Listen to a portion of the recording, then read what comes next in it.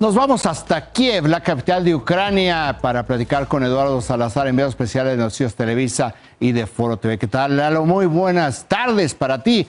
Buenos días aquí desde la Ciudad de México. Oye, bueno, fíjate que me quedé el otro día con algo que tú nos dijiste, ya muy de pasada, de cómo llegaste tú a Kiev, que dijiste íbamos en el ferrocarril y éramos los únicos que íbamos hacia Kiev, todos los demás era al revés. Y esto es algo muy significativo en los conflictos. Se ve perfectamente cuando de las ciudades hay éxodos y los únicos que van en sentido contrario son los periodistas.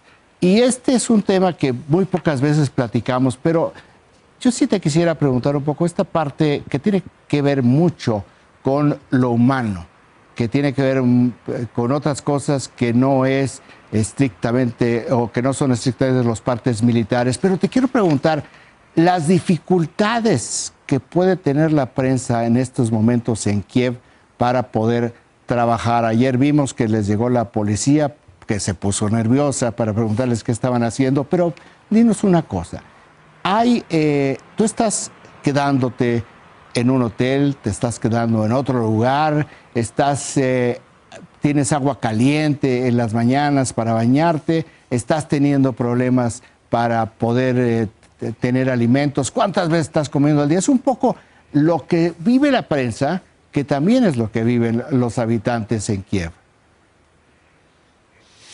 Raimundo, ¿cómo estás? Me da muchísimo gusto saludarte. Muy buenos días allá en México. Sí, la llegada a Kiev fue un momento y una situación que nunca vamos a olvidar, Constantino Arizmendi, Gabriel Tinoco y tu servidor, porque efectivamente en ese tren que nos llevó de Leópolis a Kiev éramos las únicas personas que en ese vagón viajábamos rumbo a la capital ucraniana. En otros vagones había otros periodistas, uno de Turquía, había unas personas de Canadá que querían enrolarse en el ejército para pelear por el ejército de Ucrania y combatir a los rusos. Quisimos hablar con ellos, pero de plano no quisieron hablar con nosotros, con los medios de comunicación, vaya, con Constantino y conmigo y con Gabriel. El último trayecto de este recorrido en tren de Leópolis a Kiev es un recorrido que dura 5 horas, Raimundo, pero a nosotros nos tardó más de 7 horas llegar a Kiev. ¿Por qué? Porque en las últimas 2 horas, ya cuando se estaba haciendo de noche, el tren redujo la velocidad visiblemente, vaya, no íbamos a más de 40 kilómetros por hora, fue un trayecto lentísimo y larguísimo, además ya era de noche y la encargada del vagón en donde íbamos nosotros nos pidió que apagáramos las luces y que cerráramos las cortinas como medida de precaución. Y es que un día antes habían atacado un tren, no en los alrededores de Kiev, pero en una ciudad al norte de Ucrania, y la habían atacado con un misil. Y luego también el día siguiente de que llegamos a Kiev nos enteramos de que también atacaron un tren en las cercanías de Kiev con metralla, con disparos de metralla. Entonces, por eso las precauciones que tomaron ese día en el ferrocarril de avanzar demasiado lento, y esas 2 horas a oscuras o en la penumbra, la verdad es que sí fue de mucha tensión. Llegamos a Kiev a las 8 de la noche, el toque de queda empieza a las 8 de la noche, nosotros llegamos a las 8:10.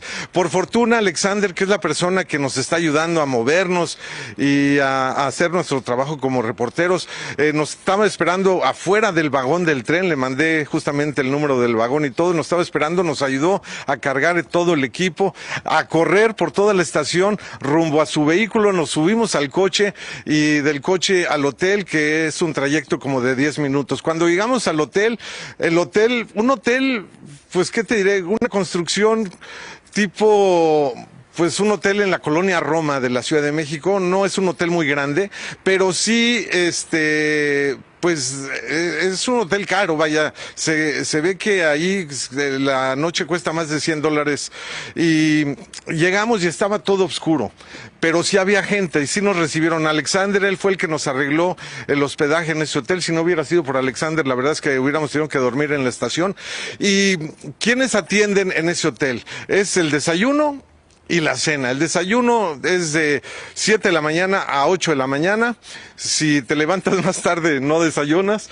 Y la cena es de 8 a 9 de la noche. Si no llegas a esa hora, no hay cena. ¿Quiénes preparan los alimentos? El mismo dueño del hotel y su esposa y sus hijos. ¿Quiénes limpian el hotel? El mismo dueño del hotel, su esposa y sus hijos. ¿Quién se encarga de lavar las toallas? El señor, la señora y sus hijos.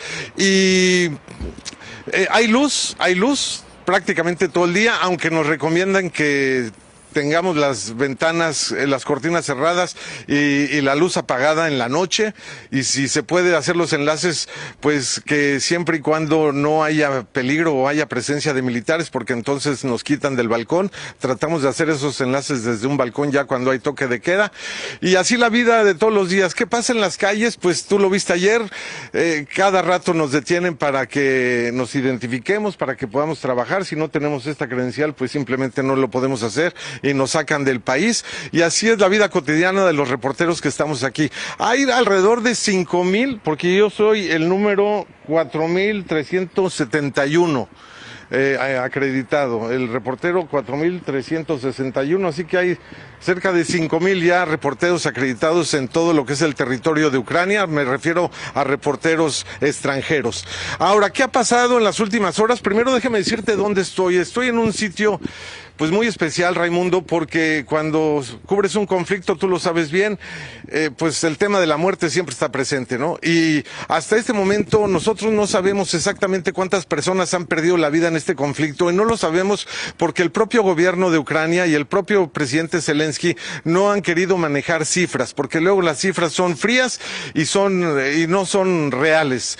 En este lugar hay muchas personas que han sido sepultadas, aquí donde estoy, no en este conflicto, sino en el 2014, cuando realmente comenzó todo esto que ahora se está desarrollando. Son puros héroes de guerra, hay voluntarios y hay soldados, pero de este lado, Raimundo, sí ya empezamos a ver las tumbas nuevas, y aquí es donde están llegando pues prácticamente todos los días personas que fueron asesinadas durante el conflicto. Son en su mayoría soldados o voluntarios. Por ejemplo, esta tumba que estamos viendo aquí, pues yacen los restos de un joven que nació en el 89 y murió el 14 de marzo del 2022, cuando fueron esos ataques terribles a varias instalaciones estratégicas de Kiev. Al fondo, ahí vemos la fecha de este joven que perdió la vida en combate, y al fondo vemos esta antena gigantesca, Raimundo, que fue atacada por los rusos. En el piso de abajo, ahí es donde se ven todos los cristales rotos. Esta antena ya no está funcionando, pero es una instalación estratégica y tenemos que tener cuidado de que no nos vean que estamos tomando la antena, porque por esa razón nos detuvieron el otro día y nos tuvieron encerrados ahí en un cuartito como durante 2 horas, pero por fortuna ya no pasó nada. Y así las cosas, Raimundo. La verdad es que es muy emocionante estar en un conflicto de esta naturaleza. Lo más importante es contar las historias. La verdadera estrella de la noticia es la noticia, y tenemos que contar esas historias, y esa es la encomienda, pues la encomienda que me encargó Televisa, y para eso estamos aquí. Oye, nada más déjame decir algo, porque a lo mejor cuando, para alguien que no entiende algunas de estas cosas, que deben ser muchísimas, cuando dices muy emocionante, deben pensar, pues, ¿qué le pasa a este hombre? ¿No? Yo nada más lo que haría es el matiz, que es muy emocionante porque primero, como estás tú, Lalo, lo que estás haciendo es, o donde estás, es donde se está escribiendo la historia. Esto es fundamental y eso es lo que genera este tipo de emoción. Y la otra es este tipo de adrenalina y lo que sucede, como tú lo has visto ya durante muchos años, Lalo, las amistades que se hacen en situaciones de conflicto, donde se comparten los miedos, esas amistades nunca desaparecen. Y finalmente te pregunto, Lalo, correcto, cuando has ido a las zonas norte de Kiev, perdóneme que diga este tipo de cosas al aire, pero ¿has olido el olor, perdón por la redundancia, de la carne humana muerta? Sí, efectivamente, sí. y sí es un olor que es muy difícil de olvidar. Es carne quemada al final del día, pero es un olor muy peculiar y muy penetrante y además porque cada vez que lo respiras, pues te viene un mundo de sensaciones y de emociones. Es que las emociones no siempre son buenas, las emociones a veces son durísimas y yo creo que hay que jugar con esas dos cosas. Pero sí lo he olido. Y procuro no pensar que alguna cosa de esas nos va a pasar a nosotros, es más, estoy seguro que no nos va a pasar absolutamente nada, pero sí hay que acercarse a esas zonas para platicar y dar a conocer ese tipo de historias. A lo largo de la mañana hemos escuchado